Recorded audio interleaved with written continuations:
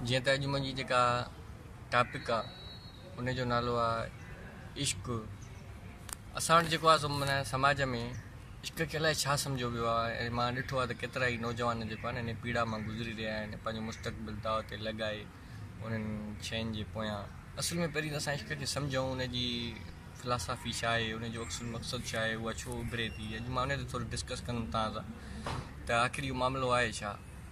त पहिरीं ॻाल्हि त जंहिं काफ़ी माण्हुनि जो चवणु आहे त बाबा जेकॾहिं इश्क जी मोहबत जी डेफिनेशन जंहिं ॾींहुं अची वई उन ॾींहुं शायदि इहो इश्क रहंदो ई कोन्हे। माना इश्क जी प्यार जी का डेफिनेशन कोन्हे का, पर जेका थोरी घणी मां सम्झां थो त रिलेटिव बीहे थी उहा इहा बीहे थी त उनजो सबमिशन, माना पंहिंजो पाण उन शइ जे नाले, उन महबूब जे नाले पंहिंजो पाण अर्पे छॾियो, माना सबमिशन करे छॾियो, पंहिंजो पाण खे तव्हां उनजे अॻियां फना करे छॾियो। हिकिड़ी डेफिनेशन इहा आहे, कंहिं हद ताईं जेका उहा वेझो वञे थी, पर माना सफ़ा वेझो बि नथी वञे, सफ़ा उनजी तुज़ बि न आहे। आख़िर माना इश्क जी डेफिनेशन त का हिकिड़ी तुज़ बीहे ई कोन्ह थी, नई बीठी आहे अॼु ॾींहं ताईं, जंहिं ते माना सभु मुतफ़िक़ हुजनि। हाणे असुल में जेको इहो इश्क, असां वटि हिकिड़ो इश्क, मोहबत ऐं उन खां पोइ जेको आहे न अक़ीदत। हाणे अक़ीदत खे ऐं मोहबत खे गॾु हलायो वेंदो आहे। मिसाल जेका मोहबत आहे उहा आहे असुल में सॼी जो सॼी औरत ऐं मर्द जी, ऐं किथे किथे मर्द मर्द सां ऐं औरत औरत सां बि थी सघे थी। उहो सेक्शुअल माना मामिलो आहे त जेको औरत सां जेको मर्द जो इश्क थिए थो। बाक़ी जेको ख़ुदा सां, धरती सां, पीरनि सां, औलियानि सां, बुज़ुर्गनि सां ऐं इन्हनि जिन सां बि, जेतिरनि सां बि शयुनि सां, धरती सां, नज़रियनि सां इहो थिए थो, उहा अक़ीदत थींदी आहे, मोहबत न थींदी आहे। हाणे उहा जेको मोहबत आहे उहा माना सेक्शुअल प्रॉस्पेक्टस खां उनखे ॾिसंदासीं त उहा माना जेको आहे सो सेक्शुअल हवाले सां आहे त बाबा औरत ऐं मर्द जो। असां वटि साईं इहो माना हूंदो आहे साईं, औरत जेका आहे त मर्द सां इश्क जेको आहे पाक आहे, मुंहिंजो पवित्र आहे, कॾहिं बि कोन्हे थींदो पाक पवित्र मोहबत। उहा सेक्स हूंदी आहे, सेक्स खे पाक पवित्र चई सघे त केरु चवे, मां त चवां थो उहा पाक पवित्र आहे, पर केरु नथो चवे त उहा उनजी मर्ज़ी आहे, पर आहे सॼो उहो सेक्शुअल। माना औरत ऐं मर्द जो जेको मोहबत आहे या ॻंढापो आहे उहो जेको आहे मोहबत वारो ॻंढापो, उहो आहे सॼो सेक्स ते माना डिपेंड, माना उहो आहे उनजो जेको बेस बुनियादु आहे उहो सेक्स। हाणे माण्हू साईं काविड़जी वेंदा साईं, हाणे सेक्स कीअं आहे, मुंहिंजी पाक पवित्र मोहबत आहे, हीअं आहे हूअं आहे। बाबा उहो जेको आहे सो तव्हांजो कॾहिं बि, सिगमंड फ्राइड थो चवे त उहो कॾहिं बि तव्हांजो 90 साल जी पौड़ी सां पोइ छो थो थिए इश्क, उहा तव्हांखे केतिरी मोहबत ॾे।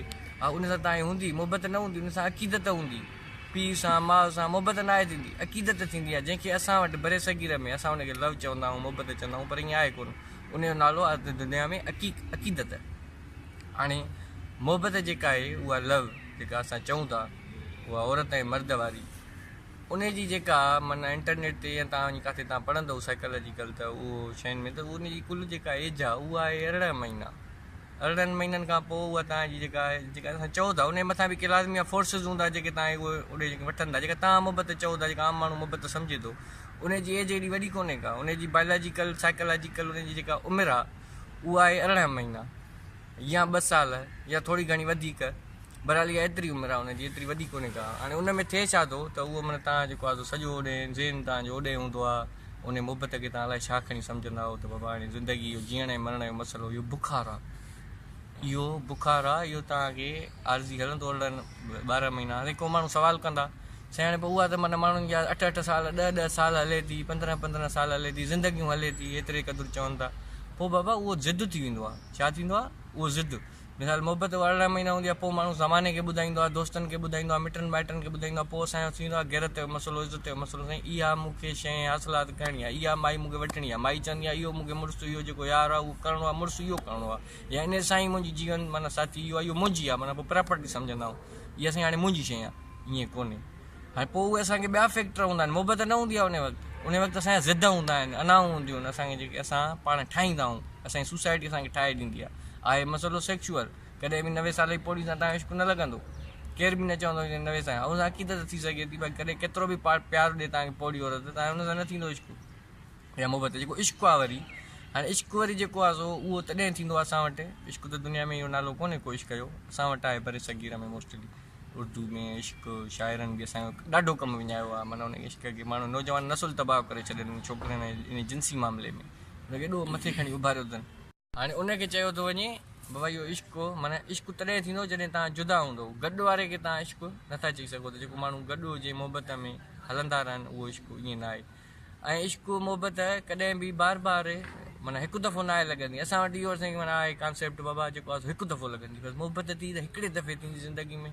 ऐं पोइ उन ते माण्हू पंहिंजा ज़हन ठाहे छॾिया, पोइ उन में पिया था हलनि। ऐं अरिड़हनि महीननि खां मथे मूं तव्हांखे ॿुधायो या 2 सालनि खां मथे थोरे अरसे ताईं पोइ बि माण्हू हिकिड़ा इश्क मिलंदा आहिनि। पोइ हिकिड़ो तव्हां कलाम ॿुधो हूंदो, गम को सहने में बि कुदरत ने मज़ा रखाए। घणा माण्हू हिन मां मज़ो वठंदा आहिनि। दिलदार गम अता कयो ते प्यार तां सदके। इहो बि हिकिड़ो वरी मज़ो हूंदो आहे, जेको गम जो मज़ो, गम जी तस्कीन, उहा माण्हू वरी गम जी तस्कीन करे उनखे मज़ो वठंदा आहिनि। हिकिड़ो उन में बि हिकिड़ो मज़ो आहे, गम में बि उहो वठंदा आहिनि। पर ख़ासि करे वालिदेन खे ख़्यालु रखणु घुरिजे जॾहिं अहिड़ियूं कंडीशन्स ॿारनि सां अचनि, नौजवाननि में अचनि, त उनजो ख़्यालु कयो वञे, की सम्झायो वञे, त लेक्चर कया वञनि, भई हीअ ॻाल्हि का वॾी ॻाल्हि कोन्हे का। त जेको मामिलो तो खणे करे छोकिरी वई हली त बार बार इश्क लॻंदा आहिनि। हिकिड़ो दफ़ो टुटी वञे तव्हां ॿीहर करे सघो था। अलाए केतिरा दफ़ा माण्हुनि कया आहिनि इश्क, हिकिड़ो दफ़ो इश्क लॻंदो ई कोन्हे, इम्पॉसिबल केरु बि चवे। उहो माना पोइ पंहिंजूं सोचूं ठाहे पाण ई उन्हनि जो ग़ुलाम आहे, उहो हलणु थो चाहे। बाक़ी ईअं कोन्हे को, तव्हांखे वरी ॿी छोकिरी, वरी ॿियो महबूब, मई खे छोकिरी खे वरी को ॿियो मर्द वरी वणी वेंदो, वरी ज़िंदगी में उन सां गाॾो हली वेंदो, का बि शइ आख़िर कोन्हे का।